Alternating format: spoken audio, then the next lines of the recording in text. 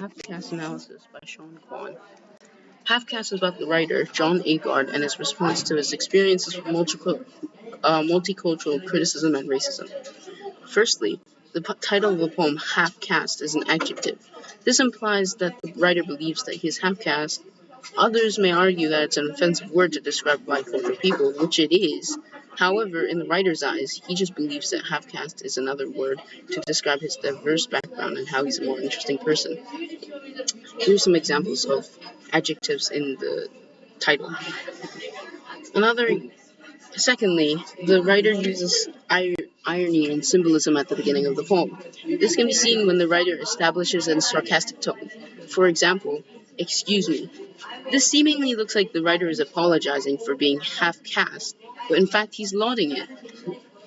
Another example of this is when he says standing on one leg in the following line. Typically, a person standing on one leg would be unstable and insecure about their identity and their looks.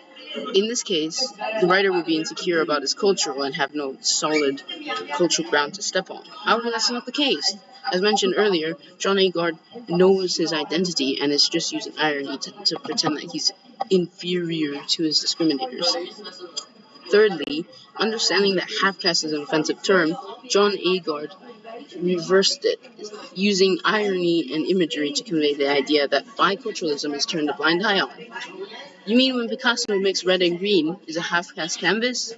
When he says half-caste canvas, his intention was to anger his discriminators, using such an offensive word to describe such appreciated artworks. Whereas, in another perspective, Picasso can be seen as God. Mixing red and green tends to form brown, which is the writer's skin color.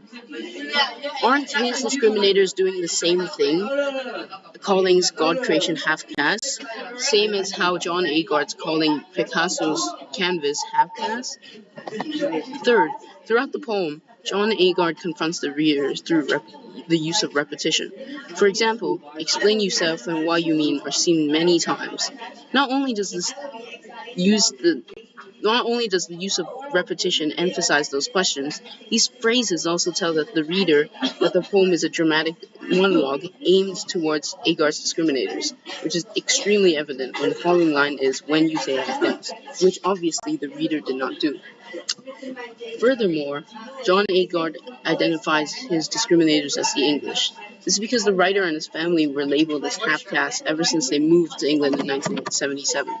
In retaliation, he points out that the fact that the English culture is also a mixture of some others as well, and that they are hypocritical for criticizing biculturalism. For example, England weather is nearly always half-caste.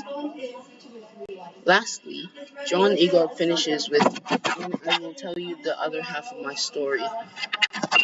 This form of enjambment tells the reader that the poem was only half of his story, indicating that this great poem had just started. So in conclusion, John Agard's poem's meaning can be altered by different perspectives and different understandings. Because of this, it makes his poem all the more interesting. This can be seen when you understand words differently.